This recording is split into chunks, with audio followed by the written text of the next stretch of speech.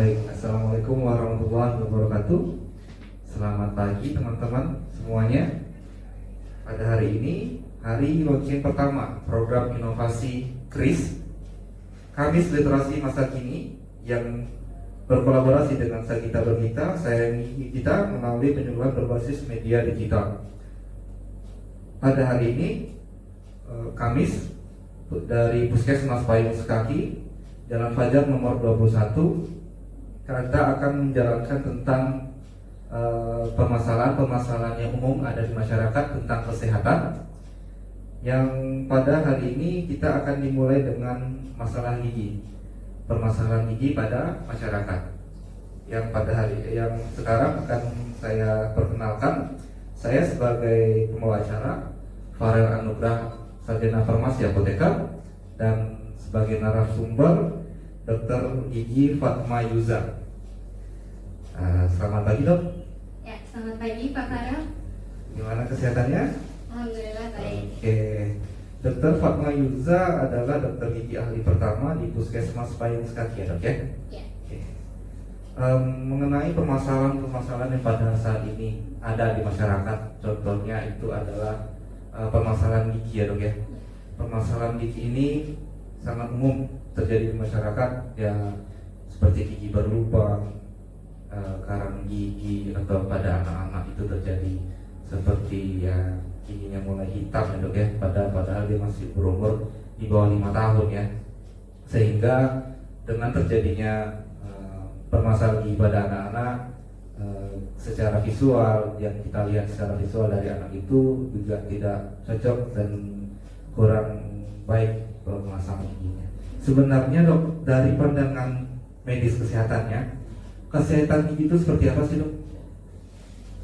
Kita ke pengertiannya dulu ya. Sebelumnya terima kasih juga saya sudah dikasih kesempatan untuk mengisi pada acara perdana program KRIS ya. Dan sudah mau bekerja sama juga dengan program Sagita Bergita.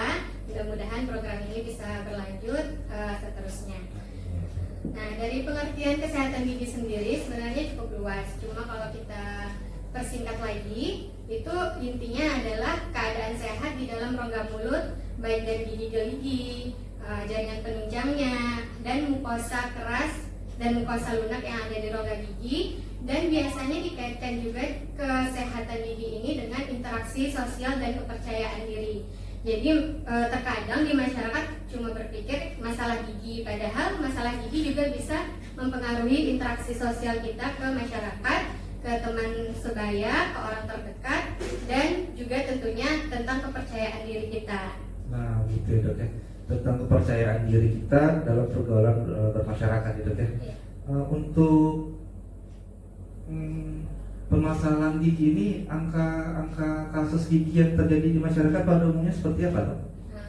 Ya, rata-rata kita mungkin pernah dari kecil ataupun sekarang pernah setidaknya sekali mengalami masalah gigi ya. Nah, dari angka prevalensi sendiri dari Riskesdas kita ketahui bahwa memang tingkat kerusakan gigi di penduduk Indonesia cukup tinggi, sekitar 45%. Masalahnya di anak-anak juga cukup tinggi, yaitu sekitar 38 sampai 54% berdasarkan rentang usia dari 3 sampai 14 tahun.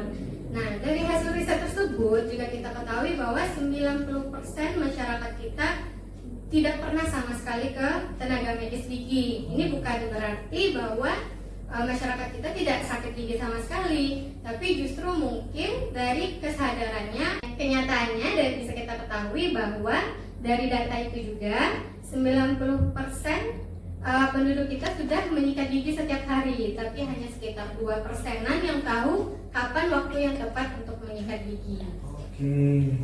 Hanya 2% dari masyarakat kita yang tahu kapan untuk menyikat gigi, yang cara yang baik waktunya, ya, Dok ya. Mungkin itu menjadi permasalahan bahwa masalah gigi kita ini terjadi di kalangan masyarakat, di mana angka 30% dari masyarakat di umur 3 sampai 5 tahun, iya 15 tahun, ya, Dok ya, terjadi permasalahan gigi. Nah, masalah-masalah gigi yang umumnya terjadi pada saat ini seperti apa, Dok? Kalau masalah umum beragam ya. Pertama juga dari segi usia, segi pengetahuan, segi lingkungan. Kalau anak-anak umumnya kan masalah gigi, istilahnya kalau di masyarakat itu giginya kerowo atau hitam-hitam, padahal masih gigi susu. Terus umumnya kalau orang dewasa itu kondisi gigi berlubang sampai sakit, bahkan sampai ada yang bengkak. Kalau orang tua umumnya merasa giginya tanggal itu hal biasa, atau istilahnya ompong pas saat tua itu hal biasa, padahal itu sebenarnya bukan hal yang biasa. Ompong itu berarti terjadi permasalahan gigi juga ya, Dok? Ya. Oke. Untuk permasalahan gigi pada saat ini, umumnya kalau misalnya di anak-anak, Dok, terjadi dari 30 sampai 15%. Nah, itu masalah yang terjadi itu apa, Dok, biasanya? Contohnya? Itu biasanya kerusakan gigi ya. Jadi gigi susu, istilahnya gigi susu memang masih gigi yang bisa diganti nantinya sama gigi dewasa. Ya. Tapi gigi susu itu adalah penjaga sebelum gigi dewasanya muncul. Nah, sayangnya di anak-anak justru gigi susunya ini udah keburu rusak duluan. Kalau misalnya goyang, memang di saat yang tepat, memang bagus seperti itu, tandanya gigi dewasanya mau keluar. Tapi kalau udah terlanjur berlubang, rusaknya besar, umumnya yang datang itu gigi geraham susu anaknya udah lubang besar, udah bengkak, tapi gigi dewasanya belum muncul. Nah, itu nanti bisa menyebabkan permasalahan selanjutnya saat dia dewasa. Berarti penyebabnya itu gimana, Dok? Dari permasalahan itu, dari awalnya itu permasalahan dari gigi yang rusak terus. Nah, jadi kalau kita di kedokteran gigi umumnya 3 faktor utama ya, istilahnya hostnya, orangnya, environmentnya, suasana di rongga mulutnya, dan kebiasaannya juga gitu ya. Jadi misalnya dari kecil si anak diajarin sama orang tua yang nggak paham kebersihan gigi atau cara menyikat gigi yang benarnya. Akhirnya berlanjut hingga ia dewasa salah cara menyikat gigi. Yang kedua dari segi makanannya nggak dijaga, tinggi gula, tinggi karbon, ya kan? Apalagi kalau misalnya sudah mulai menginjak dewasa, sudah tahu rokok. Nah, rokok di sini bukan hanya masalah pewarnaan gigi ya yang kita khawatirkan, tapi juga panas dari rokok itu bisa mempengaruhi kondisi jaringan lunak di mulut, di gusi, gitu ya. Perihal rokok ya, tentang warna. Jadi sebenarnya berbagai permasalahan itu dari nikotinnya rokok itu sendiri atau dari suhunya itu sendiri, Dok, permasalahan. Kalau di gigi sendiri memang kalau nikotin memang udah buruk ya untuk tubuh kita gitu ya. Kalau di gigi memang pengaruh yang paling terasanya dari segi pewarnaan sama kerusakan suhu di bagian rongga mulut lunaknya, jaringan lunak. Bisa gusinya lama-kelamaan, kalau misalnya sering memperhatikan itu gusinya jadi kayak hitam-hitam atau bahkan ada yang mulai ke arah putih pucat. Nah, itu berarti nanti bisa ada kerusakan di jaringan lunak mulutnya gitu. Jadi memang lebih ke situ kalau untuk permasalahan rongga mulut. Karena memang kalau kita ingin merasa bahwa gigi ini penting, nah kita tahu bahwa apapun yang masuk ke tubuh kita itu kan pasti melewati mulut dulu gitu ya, baik makanan atau apapun itu gitu ya. Kalau dari mulut sudah bisa diistilahkan mulut itu gerbang utama ya, gerbang utamanya tubuh. Segala sesuatu yang masuk ke tubuh tentu lewat mulut dulu. Berbeda ya, memang kasusnya udara ataupun kulit ya. Tapi rata-rata yang kita konsumsi, nutrisi, semuanya kan lewat mulut. Kalau dari awal kita sudah merasa bahwa kesehatan mulut itu penting, nanti biasanya bisa berdampak ke tubuh. Misalnya kita tahu bahwa kalau mengkonsumsi gula tinggi bisa merusak gigi, otomatis tubuh kita juga lama-lama akan sehat. Begitu juga dengan tahu kalau rokok itu bisa membahayakan gigi, bisa membahayakan jaringan rongga mulut. Tentu kita efek nikotin dan yang lainnya juga belum bisa masuk ke paru-paru dan sebagainya gitu ya. Baik, Dok, tadi yang kita bahas dari awal itu yang anak-anak, terus rokok yang memasuki usia remaja, yang terjadi di angka dewasa hingga lansia, itu permasalahan gigi yang umumnya terjadi pada saat ini, bagaimana, Dok? Boleh diceritakan? Ya, kalau permasalahan gigi tadi seperti di awal tadi beragam, tapi umumnya yang ada di masyarakat itu gigi udah rusak, udah berlubang besar, bahkan ada yang sampai bengkak. Nah, rata-rata masyarakat merasa kalau udah sakit gigi pengen dicabut aja gitu. Kalau misalnya anak-anak dan ternyata memang masih ada gigi dewasanya dan masih posisinya udah dekat mau keluar, mungkin masih kita bisa tolerir ya. Tapi kalau gigi kita sudah dewasa, berarti kan giginya sudah tidak bisa diganti lagi dengan gigi yang lain. Nanti biasanya merasa nggak masalah dicabut gitu ya. Padahal rentetan masalahnya nanti ada, mulai dari kita jadi nggak lancar lagi mengunyah makanan gitu ya, karena fungsi gigi sendiri berbeda-beda. Kita juga bisa lihat ya, bentuknya kan berbeda-beda dari depan sampai ke belakang, punya ciri khas tersendiri. Itu bukan karena untuk cantik-cantikan, tapi juga dari segi fungsinya, makanya bentuknya berbeda. Jadi kalau satu aja udah dicabut, sudah tanggal, tentu nanti pengunyahan yang lain akan bermasalah. Nanti selain itu juga gigi-gigi yang lain akan bergeser, karena sifatnya gigi ini kalau ada ruang yang kosong dia akan mengisi ke arah sana. Jadi kalau di bawahnya udah dicabut, yang atas lama-lama turun-turun. Ya. Jadi umumnya sering seperti Ya, itu ya, ya Pak ya. ya. Nah jadi kan ada tuh merasa saya giginya nggak kenapa-napa atas ini, tapi kok turun-turun terus ya. Saya nggak pernah sakit gigi di situ, tapi giginya turun-turun terus lama-lama goyang gitu. Nah kalau dia turun-turun terus, tentu pegangannya makin longgar, makin goyang dia, karena di bawahnya bisa jadi kosong gitu. Ya. Seperti itu. Oke, itulah akibatnya jika dia tercabut bagian bawah, bagian atas akan goyang-goyang dan lama kelamaan akan tercabut ya. Iya. Oke, berarti cara dok untuk pencegahan tadi kan kita bahas dari bagaimana terminologi, bagaimana angka prevalensi. Sekarang ini angka pencegahan. Apa langkah yang kita bisa lakukan untuk mencegah penyakit atau permasalahan mulut di masyarakat saat ini dok? Sebenarnya kalau gigi itu sendiri cukup sederhana. Yang pertama kita butuhkan pengetahuan, yang kedua komitmen. Nah, pengetahuan ini harus pengetahuan yang benar dulu. Umumnya di masyarakat cara menyikat giginya masih kurang tepat. Makanya perlu juga kita rajin-rajin mempelajari edukasi seperti ini ya. Mungkin nanti ke depan ada sesi lagi yang membahas khusus tentang cara penyikatan gigi yang benar atau merawat gigi yang benar. Nah, yang kedua, jadi dari faktor makanan seperti tadi contohnya tinggi gula, suka merokok, juga minum-minuman berkarbon, bersoda, itu bisa mulai merusak jaringan keras gigi ataupun jaringan lunak gigi. Nah, yang selanjutnya adalah komitmen kita untuk terus menjaga kesehatan gigi. Kadang yang paling sering saya temukan di masyarakat umumnya, mungkin juga karena faktor pengetahuan tadi ya yang masih minim, itu kebiasaan menyikat giginya pagi ada, karena kita selalu ada aktivitas, terus ada lagunya ya, bangun pagi, terus sikat gigi gitu ya. Nah, yang paling penting justru malam sebenarnya, bukan berarti yang pagi nggak penting ya. Tapi kalau malam itu jarak dari kita tidur sampai bangun lagi kan lama gitu. Jadi bayangkan kalau seandainya di dalam mulut masih ada sisa minuman susu yang belum ini masih lengket gitu ya, sisa makanan yang masih masuk-masuk, nyempil-nyempil, dibawa tidur sampai malam. Nah, bisa dibayangkan itu seberapa bahagianya bakteri mulutnya gitu ya, dapat banyak makanan malam itu gitu. Cuma kasihan di kitanya, di giginya seperti itu. Untuk bagian gigi dan cara menggosok gigi, cara menggosok giginya yang tepat ini tadi kan waktunya kita dari pagi dan malam ya dok ya, itu yang krusial ya dok. Terus kalau cara kita untuk melakukan penyikatan gigi gimana dok? Boleh tahu?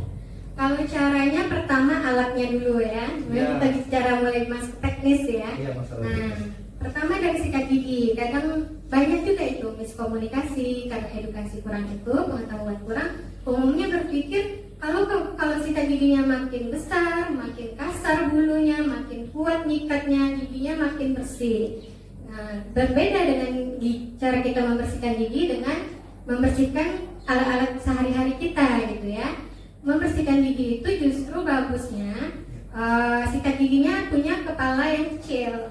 Nah, kenapa fungsi kepalanya kecil? Jadi kalau misalnya giginya sampai ada yang belakang-belakang itu bisa masuk gitu. Karena kan makin ke belakang areanya makin sempit ya. Jadi kalau kepala sikatnya besar makin sulit dijangkau. Yang kedua dari bulu sikatnya. Kalau kasar, nah justru permukaan giginya makin cepat rusak. Dan bahkan kalau kena ke gusi, gusinya bisa cedera, bisa trauma. Nah, selanjutnya kekuatannya. Nah, kalau pada berpikir semakin kuat semakin bersih. Iya. Padahal bagusnya lembut-lembut aja, karena perbedaan kita menyikat gigi adalah tujuannya.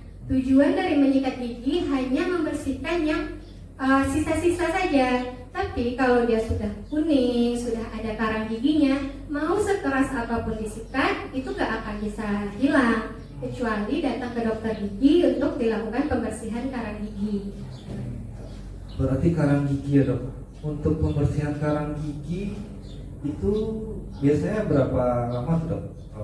Karang gigi dari awalnya bersih, terus muncul lagi karang gigi, terus muncul lagi setelah kita lakukan pembersihan itu berapa lama sih dok? Kalau dari penelitian ya secara umum itu bagusnya kita 6 bulan sekali. Jadi 6 bulan sekali itu kita cek ke dokter gigi apakah ada karang gigi. Tujuan dari 6 bulan sekali juga bukan hanya karang gigi, tapi bisa diperiksa mana tahu sudah mulai muncul lubang.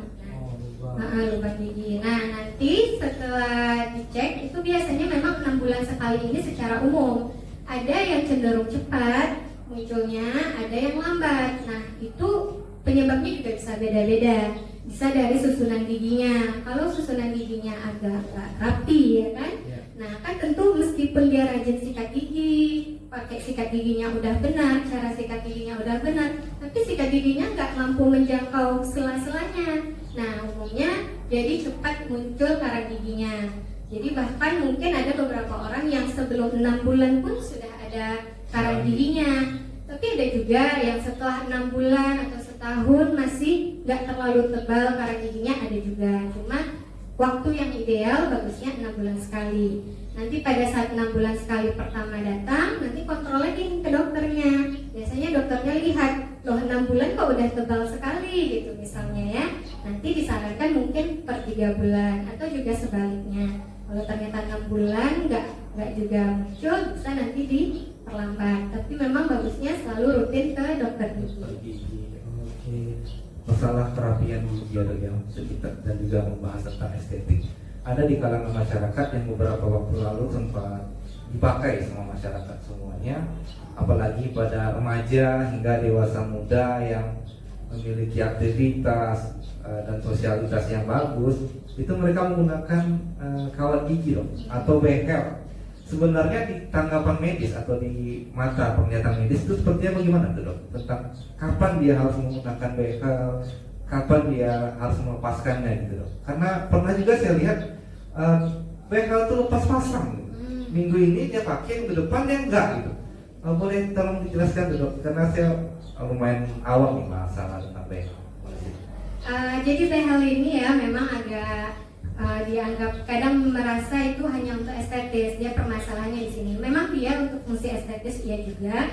Cuma dari awal kenapa ada behel itu karena susunan gigi. Seperti yang saya bilang tadi, kalau susunan giginya tidak rapi itu malah cenderung mudah merusak gigi. Jadi mudah menempel sisa makanan di sana, yang cair-cair masuk ke dalam sela-selanya, akhirnya giginya rusak, giginya banyak karang, dan akhirnya kesehatan rongga mulutnya memburuk. Tapi kalau tujuannya cuma estetis untuk gaya-gayaan tanpa didiagnosa dulu oleh dokter giginya, nah itu juga sebenarnya akan berbahaya.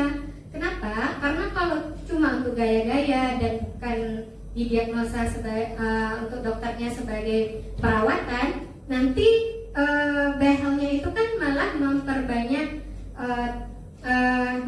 mentalnya itu ya, atau karetnya itu semakin mudah menumpuk gitu di situ, sisa-sisa makanan sama kotoran-kotoran gigi.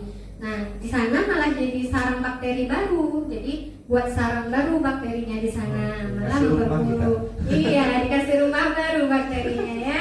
Nah, malah dapat kontrakan baru ya. Kontrakan baru. Jadi memang kalaupun kapannya, bagusnya memang ke dokter gigi, diperiksa dulu sama dokter giginya. Apakah di usia muda, dilihat dari posisi gigi yang mau muncul udah wajar untuk dibehel, atau harus ditunggu dulu, atau memang tidak perlu sama sekali gitu. Terus ada permasalahan kedua nih dok, yang saya alami. Saya ini kalau makan es krim pasti ngilu. Nah, Terus tapi jika saya minum minuman yang panas atau yang hangat itu nggak terjadi, tidak ada masalah apa-apa. Sebenarnya gigi ngilu ini apa memang cuma di bagian dingin atau gimana sih, Dok? Nah, gigi ngilu ini sebenarnya harus dicari tahu dulu penyebab utamanya. Memang kalau gigi rata-rata keluhannya kadang hampir mirip, ternyata penyebabnya bisa berbeda. Kayak misalnya gigi ngilu, harus dilihat dulu, diperiksa giginya. Ngilunya apakah karena dia berlubang atau ada istilahnya gigi sensitif. Kalau memang giginya berlubang, berarti memang segera sebaiknya dilakukan penambalan. Masalahnya kadang masyarakat kita berpikir kalau lubangnya kecil tunggu sampai besar. Ya, justru semakin kecil semakin bagus dari segi kesehatan giginya, dari segi biaya juga.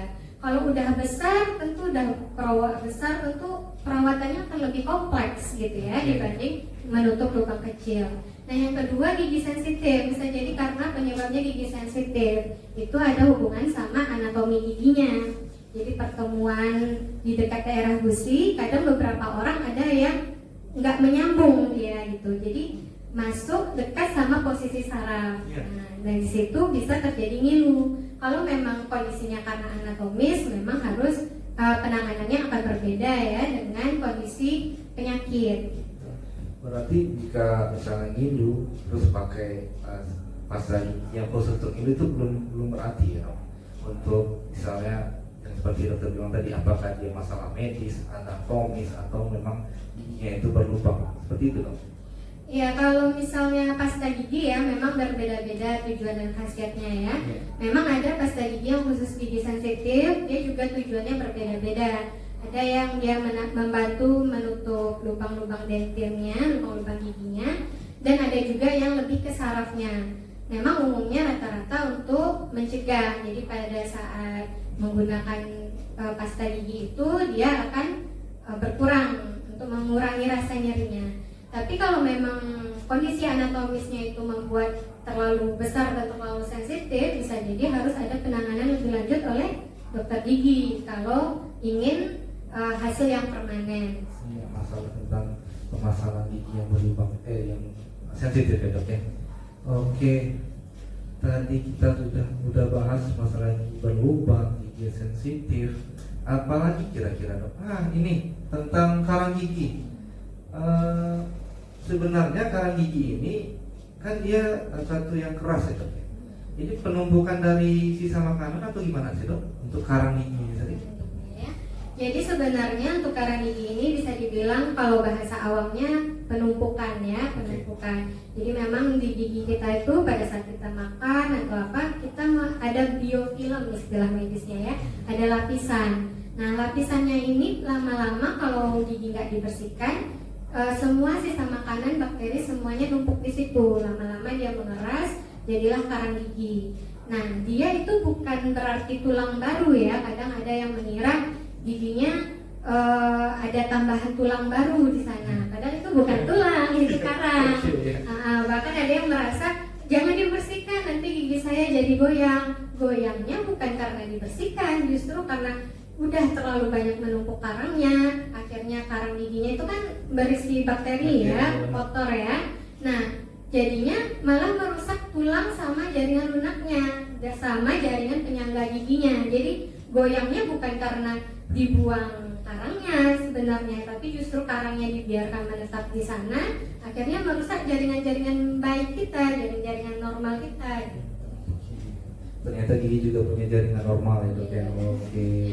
Nah, itu tadilah pembicaraan kita tentang permasalahan gigi. Saran dokter untuk masyarakat pada saat ini yang sekarang terjadi ada gigi berlubang atau gigi adanya karang gigi atau gigi sensitif, saran dokter apa yang harus dilakukan oleh masyarakat untuk dapat menanggulangi kegiatan permasalahan mereka? Yang pertama harus disadari dulu bahwa kesehatan gigi itu penting, karena banyak juga yang menomorduakan atau menomorsekiankan. Memang kalau misalnya berpikir nggak masalah gigi sakit satu, sakit ini gitu ya, atau sakit tahan-tahan aja dulu, nanti makan obat, makan ini. Nah, memang sama obat mungkin bisa reda, tapi kan sebenarnya sesaat selama kita belum cari tahu penyebabnya. Kalau ternyata penyebabnya fatal, justru nanti efeknya kan akan lebih besar. Nah, selain itu juga harus dari cara merawat giginya harus benar dulu. Seperti tadi survei tadi hanya sekitar 2%-an yang tahu, cuma dari segi waktu baru ya. Itu belum lagi riset tentang bagaimana caranya gitu. Jadi pengetahuan kita tentang kesehatan dan cara merawatnya juga harus ditingkatkan. Dan selanjutnya yang paling penting memang periksa ke dokter gigi. Sekarang yang lagi tren kan masalahnya sering self diagnose ya. Kadang self diagnose bukan cuma di mental health ya, kadang di gigi. Bahkan mohon maaf kalau misalnya di daerah-daerah tertentu yang pedalaman atau apa masih punya pemahaman-pemahaman tersendiri tentang kesehatan gigi ini. Ada yang dimasukin macam-macam lah giginya, bahkan dihubungkan sama ilmu-ilmu tertentu ya. Ada digosok di sini ya. Ada yang digosok gitu. Nah, memang harus diperiksakan ke dokter giginya. Prinsipnya semakin kecil rusak giginya, semakin bagus untuk berobat karena perawatannya juga lebih sederhana. Tapi semakin dibiarkan tahan-tahan aja makan obat gitu ya, nggak mau nanti kalau udah sakit tinggal cabut aja. Nah, jangan sampai seperti itu, karena kalau seperti itu udah kompleks lagi. Masalahnya kalau udah cabut kadang nggak mau pula bikin gigi tiruan kan. Nah, nanti ya seperti masalah di awal tadi akan muncul. Bisa sampai juga rusaknya hilangnya gigi itu kalau tidak diganti bisa menyebabkan masalah di rahang karena beban kunyahnya sudah mulai berkurang, sudah tidak rata gitu ya. Perihal tadi saya menarik satu hal, gigi tiruan. Itu gigi tiruan itu pertimbangannya itu seperti apa? Tentang gigi tiruan. Kalau gigi tiruan sendiri memang cukup banyak sekarang, juga variasi juga banyak ya. Variasi juga banyak. Yang paling penting kebutuhan medisnya. Kalau saran saya sebagai praktisi memang kebutuhan medis. Kalau estetik ya mungkin jadi tanggung jawab sendiri ya. Ada juga yang memaksakan diri pengen giginya bentuknya seperti ini, misalnya gigi kelinci. Akhirnya giginya dirombak-rombak, ditambah-tambah gitu ya. Nah, tapi kalau dari segi medisnya, kalau memang ada gigi yang hilang, sebaiknya itu memang diganti. Karena tadi pertama beban kunyah jadi tidak merata. Terus yang kedua makanan jadi tidak halus saat masuk. Misalnya contohnya aja sudah kehilangan gigi geraham. Rata-rata pada menyepelekan ya, gigi geraham kan belakang nggak kelihatan, pas senyum atau ketawa juga nggak kelihatan gitu. Estetik. Padahal dia juga membantu mengunyah, menghaluskan makanan. Akhirnya makanan tidak halus masuk ke lambung, nanti masalah di lambung, masalah di perut ya. Nah, yang kedua juga dari segi kebutuhannya, karena kan memang gigi palsu ada bermacam-macam ya. Nah, biasanya nanti diperiksa sama dokter giginya, pengennya yang seperti apa, apakah yang lepasan atau yang permanen. Nah, itu memang bagusnya didiagnosa dulu sama dokternya, jangan paksakan dulu keinginan kita, karena kadang ada beberapa yang merasa misalnya lihat iklan di media sosial atau apa gitu ya, yang misalnya harus giginya seperti ini gitu. Ternyata untuk gigi dia belum tentu bisa menggunakan gigi seperti itu. Seringnya di dokter gigi kan kita biasanya ada permasalahan gigi, satu permasalahan sebenarnya banyak berbagai cara gitu ya. Nah, tapi berbagai caranya tetap ada arahannya. Jadi nggak ada jadi nggak harus misalnya ada gigi berlubang sakit nggak harus cabut gitu ya. Ada cara, ada berbagai macam cara yang digunakan untuk melakukan menyelesaikan permasalahan gigi. Oke, kayaknya udah terlalu banyak yang saya sampaikan. Kira-kira ada pesan dari dokter untuk permasalahan dari masyarakat? Ya, kalau untuk pesan yang paling penting kembali tingkatkan pengetahuan kita tentang kesehatan gigi, kembali tingkatkan awareness kita, kesadaran kita bahwa kesehatan gigi itu penting gitu ya. Nah, padahal banyak penyakit-penyakit gigi bisa kita cegah cuma dari dua hal sederhana itu. Yang pertama, tahu cara mengikat gigi yang tepat dan waktunya. Nah, yang kedua, komitmen untuk melakukan penyikatannya itu gitu. Nah, kalau misalnya merawat misalnya makanan juga dijaga, itu kedepannya keadaan giginya akan semakin terawat. Dan yang paling penting tetap diusahakan datang ke dokter gigi. istilahnya konsultasi gitu ya. Karena kadang kita lihat di kaca nggak ada lubang, lihat dirasa-rasa nggak ada yang nyangkut, ternyata pas diperiksa dokter gigi ada lubang atau permasalahan lainnya. Berarti sadari dan lakukan konsultasi ya dok ya. Oke, terima kasih banyak ilmu yang sudah dokter berikan. Semoga ini bisa menjadi pengetahuan yang lebih di masyarakat kita sehingga permasalahan gigi pada masyarakat semakin berkurang ya dok ya. Terima kasih atas waktunya dok. Dr. Fatma Yuza, terima kasih atas waktunya. Saya kembalikan ke teman-teman Chris. Question? Nothing? Oke. Untuk teman-teman, oke silakan. Sepertinya ada pertanyaan dari narasumber kita, dan untuk narasumber kita. Pertanyaan dari Mbak Liza tentang kapan aja waktu yang tepat untuk menggosok gigi dok. Nah, silakan dok. Kalau waktu yang tepat, yang pertama pagi sama malam sebelum tidur ya. Nah paginya ini kalau bisa bahkan lebih bagus sebenarnya setelah makan. Jadi kalau misalnya selama ini nggak nyaman bangun tidur, biasanya harus sikat gigi terus makan dulu. Nah bisa juga ditambahkan sekali lagi gitu, karena nanti biasanya makan pagi tentu sarapan biasanya makanannya nanti lama lagi untuk sikat gigi berikutnya. Nah yang kedua pada saat malam sebelum tidur gitu. Tapi itu biasanya kita bilangnya minimal 2 kali, bukan berarti tidak boleh lebih dari 2 kali. Tapi memang kalau cara penyikatannya sudah benar ya. Nanti kalau misalnya cara menyikatnya masih keras, masih kuat, terus dilakukan bisa sampai 5-6 kali sehari, malah makin cepat rusak gitu. Jadi harus tahu juga cara menyikat giginya. Oke, baik. Oke, untuk itu Mbak Liza, cara menggosok giginya. Ada lagi pertanyaan? Oke, sebentar dok. Kayaknya banyak pertanyaan kita dok. Oke, nah ini pertanyaan kedua. Apa aja sih dok pengobatan yang dilakukan pada saat gigi yang sedang ngilu? Oke. Yang gigi ngilu ini bisa beda-beda ya penyebab ngilunya. Tapi umumnya memang karena ada yang terbuka bagian keras giginya yang bisa berhubung sama saraf. Nah kalau misalnya ngilunya, memang yang pertama harus ke dokter gigi ya, harus diperiksa sama dokter gigi. Umumnya kalau misalnya ngilunya karena lubang masih kecil, itu masih bisa kita lakukan penambalan. Jadi belum sampai bikin sakit atau meradang atau bengkak. Tapi kalau ngilunya udah sampai bengkak, itu mungkin harus ada pengobatan sama perawatan khusus. Karena terkadang kan kita sulit juga membedakan ngilu ini definisinya apa kalau di masyarakat. Yang penting ngilu aja gitu. Padahal ternyata giginya udah bengkak, udah sakit gitu. Kita tidak tahu persepsi ngilunya orang beda-beda gitu ya.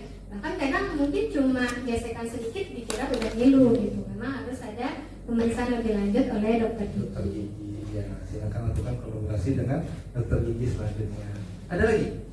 Oke. Jelas one ya? Oke, nggak masalah, ini mau banyak juga apa-apa. Dokter punya banyak waktu buat kita. Oke. Ada respon nih dok. Tadi dokter nyatakan bahwa cara gosok gigi yang benar. Jadi saya ingin bertanya, bagaimana cara menggosok gigi yang benar itu gimana sih dok? Nah gitu, cara menggosok giginya.